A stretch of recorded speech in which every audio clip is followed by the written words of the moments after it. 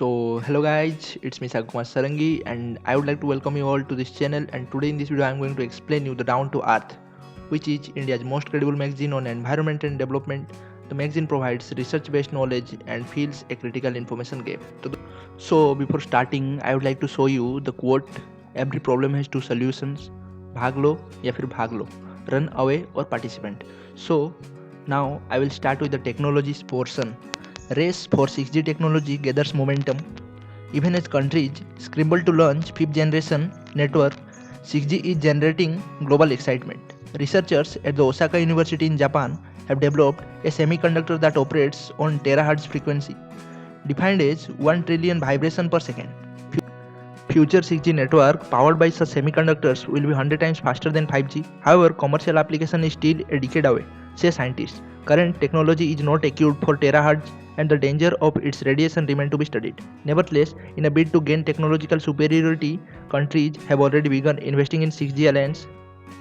Technology Research Institute of CELAT set up a pan-European project RISE 6G to develop wireless connectivity for future hardware. The EU previously announced an initiative in December 2020 to study 6G. The US began the race in October 2020 that year by setting up the Next G Alliance for 6G research.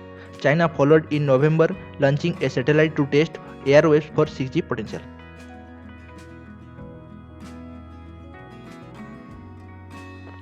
Variants B vaccine: how the entry of the new variants impact the global efforts to curb the pandemic. The war against COVID-19 pandemic has lately got complicated. 3 worrisome variants of SARS-CoV-2 are circulating the world. These are the UK variants, the South Africa variants, and the Brazil variants. On February 23, Binod Pol, the member of Health Niti Aayog, said a press conference India has identified one case of the Brazil variant, 6 cases of South African variant, and 187 people infected by the UK variant. The UK variant is 35 to 75% more transmissible than the original Yuan virus and results in 30% higher rate of mortality. Similarly, the Brazil and South African variants seems to have higher propensity for catching reinfection along with being more transmissible.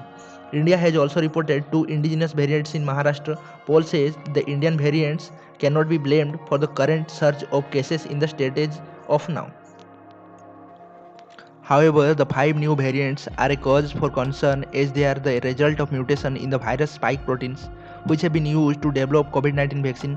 Spike proteins work as antigens that elicit the immune response either in the people who get infected or those who receive the vaccine. The worry is whether the immunity against the previous variant protects against the mutated variants, says T. Jacob John, a virologist based in Vellore, Tamil Nadu.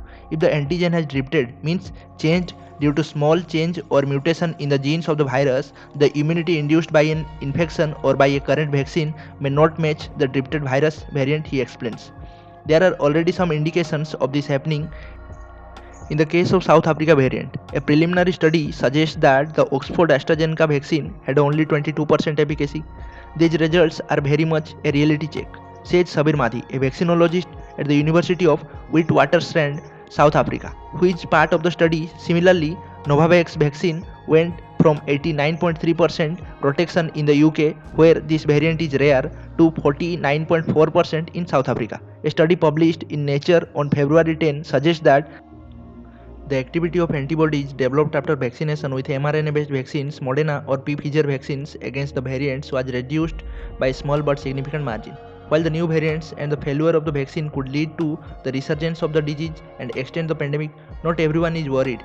Increased ineffectivity may actually shorten the pandemic by speeding up the transfer between individuals, says Donald Cowan, Director Center for Microbial Ecology and Genomics, University of Pretoria, South Africa. Pharmaceutical companies will undoubtedly continue to re-engineer their vaccines to account for the new sequence variant virus as they appear in the community. He says it is therefore likely that we will need a booster vaccination annually for some years, so as to protect ourselves against the charging or the changing virus.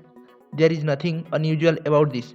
We have been doing this for flu for decades, he explains. Experts also point out that the variants may or may not have effect vaccine efficacy.